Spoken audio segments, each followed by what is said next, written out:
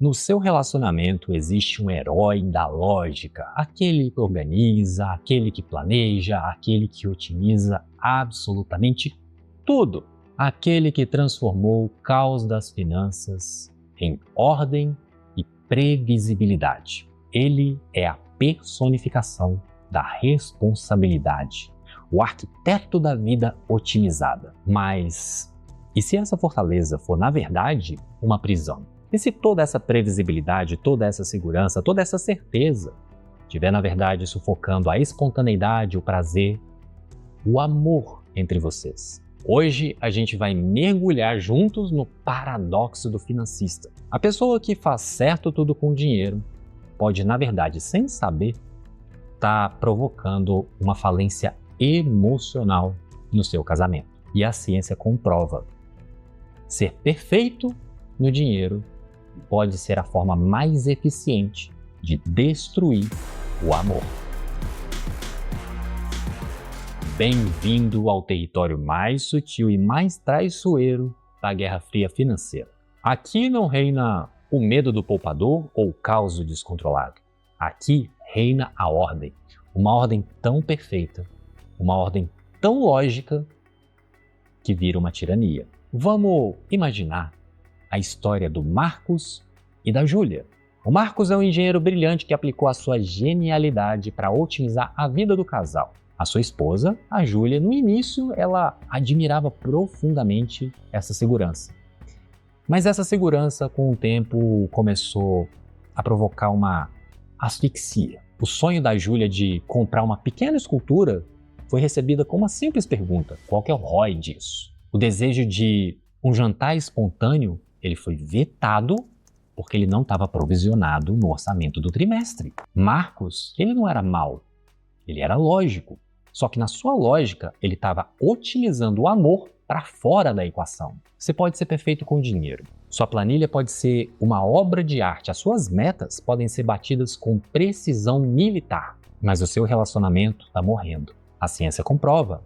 A busca pela otimização financeira perfeita leva à falência emocional. A sua lógica impecável está matando a sua relação, fazendo com que o seu parceiro se torne um item de despesa no seu orçamento e os sonhos dele em ativos não performáticos. O financista, ele opera como a psicologia chama de um maximizador. Ele não busca somente uma opção boa o suficiente. Ele busca a opção ótima, a opção perfeita. E estudos do Journal of Business Research mostram um paradoxo brutal. Embora os maximizadores possam ter resultados objetivamente melhores, eles são consistentemente mais estressados, mais infelizes e costumam se arrepender das suas escolhas. A busca pela perfeição do financista, na verdade, é uma fonte inesgotável de pura ansiedade. Me conta aqui nos comentários. No seu relacionamento, tem um parceiro que é o arquiteto da otimização, o financista, e um parceiro que se sente auditado? E em qual desses dois papéis você se encontra? Só que o problema é muito mais profundo. Não é uma questão de personalidade, é uma questão de neurociência. A ciência fez um experimento assustador. Em um experimento, só de lembrar as pessoas sobre dinheiro, as pessoas se tornaram mais individualistas e muito menos propensas a se conectar e ajudar os outros. O seu foco obsessivo em otimizar não é uma preferência, é um treinamento que te ensina a se isolar. A sua planilha não está apenas organizando os números, mostrando os dados. Ela está te ensinando a ficar sozinho. Um estudo seminal publicado pela psicóloga Kathleen Vohs, na revista Science, demonstrou exatamente isso. O dinheiro, psicologicamente, nos prepara para a autossuficiência. Isso explica por que o financista, por exemplo, o Marcos da nossa história, ele não enxerga a parceria como um sistema de colaboração. Ele enxerga a parceria como um sistema que ele precisa gerenciar. Ele se isola na torre de controle para fazer essa gestão. E do outro lado, o parceiro, no nosso caso aqui a Júlia, começa a se sentir invalidada, os seus desejos são irracionais, os seus desejos, os seus sonhos são ineficientes. E para se proteger da dor de ser constantemente reprovada na auditoria do amor, ela deixa de sonhar, ela se cala. A planilha fica no azul, mas o relacionamento entra no vermelho da indiferença. Pensa só nessa cena.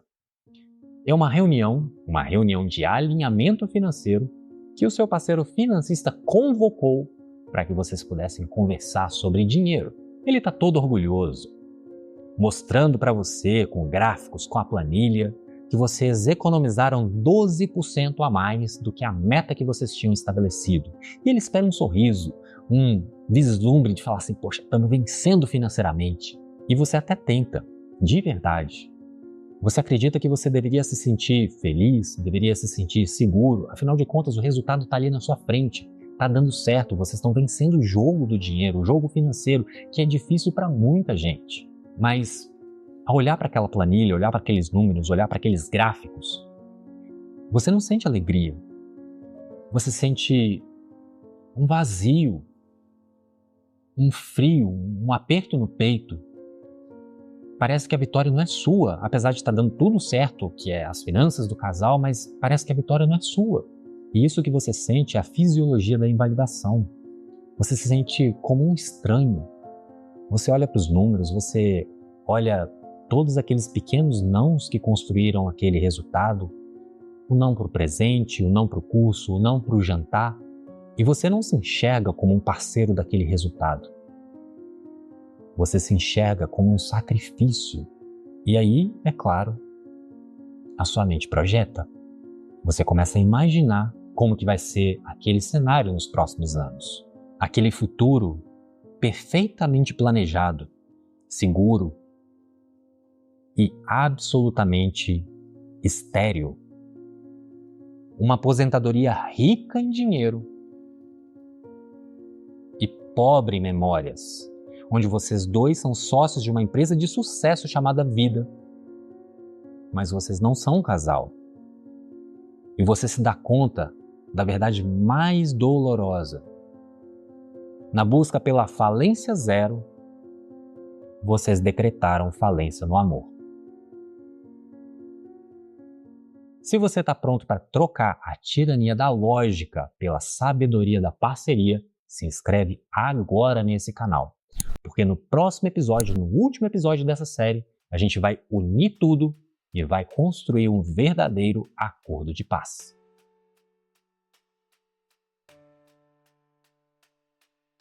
Então, qual que é o antídoto para a tirania da planilha? É abandonar absolutamente tudo e viver no caos? É claro que não. O antídoto é trocar a busca pela perfeição pela busca do equilíbrio, do bom balanço.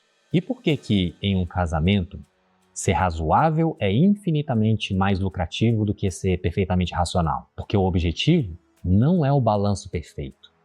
É o balanço bom o suficiente para que vocês dois possam ser felizes. Troca a tirania da planilha pela sabedoria da parceria, usando o método dos 3 potes. Um pote para estrutura, um pote para liberdade individual e um pote para conexão do casal. Para de otimizar somente o dinheiro e começa a otimizar a vida de vocês. E a ferramenta para isso é justamente a estratégia dos 3 potes ou das 3 conas. E o que é isso? É um sistema em que tem a estrutura que o financista precisa, mas também em que ele dá intencionalmente a liberdade para que vocês possam viver. Então prepara para tirar um print da tela ou então baixar no primeiro link aqui da descrição um PDF que eu preparei especialmente com essa estratégia da estrutura dos 3 potes para você. A estratégia dos 3 potes, a regra do razoável. Os percentuais são uma sugestão, ok? Vocês podem estar adaptando à realidade de vocês. O primeiro pote, o pote número 1, é o pote da estrutura. Entre 50% a 60% aproximadamente daquilo que vocês recebem, do dinheiro que vocês produzem. Esse pote ele cobre as necessidades, moradia, transporte, alimentação, saúde, etc. E as metas de longo prazo, como a aposentadoria, os grandes projetos. Essa daqui é a fortaleza, esse recurso aqui é a sua fortaleza. O segundo pote, o pote número 2, é o pote da liberdade individual, de 10% a 20% aproximadamente. Esse recurso deve ser dividido igualmente entre os dois. É o seu dinheiro, é o dinheiro que você vai utilizar sem culpa. É para gastar do jeito que você quiser, sem precisar de aprovação, sem dar satisfação para o seu parceiro. Essa é a sua autonomia. E o terceiro pote, o pote número 3, é o pote da conexão, entre 10% a 20% também do recurso que vocês recebem. É um fundo para os gastos espontâneos e planejados do casal. Jantares, viagens, cursos juntos. Esse é o investimento na relação de vocês. Esse sistema dá para o financista a ordem que ele precisa no pote 1, o pote da estrutura, mas força também a ele reconhecer que o restante não são restos, são partes importantes, fundamentais e inegociáveis para a relação de vocês. Me conta aqui nos comentários, qual que foi o último sonho, o último desejo que morreu na mesa de negociações na planilha de orçamentos? Se você se reconheceu como financista ou sofre com um do seu lado, o primeiro passo é identificar qual que é o seu roteiro financeiro predominante. E você consegue fazer isso através do teste gratuito de roteiros financeiros que eu desenvolvi, uma ferramenta de diagnóstico bem interessante, bem potente, da qual você vai conseguir ver ali os seus padrões inconscientes, as suas crenças principais e ter ali, né, o seu roteiro financeiro mais predominante, aquilo que precisa prestar mais atenção. O teste está no link aqui na descrição, basta entrar, basta acessar para que você possa ter essa clareza. Afinal de contas, ter essa clareza vai te dar o diagnóstico e é o primeiro passo para você realmente ter paz, tanto com você quanto também com seu parceiro. Nós dissecamos as fortalezas, nós entramos nas prisões, nós passamos pelos campos de batalha de todos os perfis. O medo do poupador, o vício do gastador, a negação do desligado, o caos do descontrolado, a tirania do financista. Fica claro que a solução não está em um perfil vencer o outro. A solução está na conversa, na comunicação e na união adequada entre esses perfis.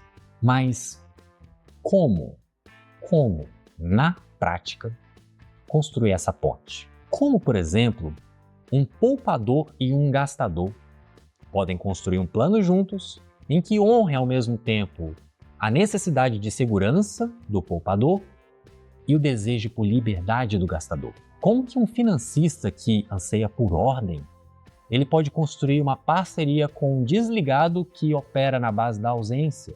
Como que dois gastadores podem se unir para construir um plano para criar prazer, mas sem cavar a própria sepultura? E como que um guardião, exausto de carregar o caos do descontrolado, pode finalmente transformar esse caos em colaboração? No episódio final, a gente vai sair da teoria, a gente vai sair das reflexões e a gente vai entrar na sala de negociações. Eu vou entregar passo a passo as ferramentas, as estratégias práticas para que vocês juntos possam finalmente assinar o acordo de paz e, de vez, eliminar, acabar com essa guerra fria financeira.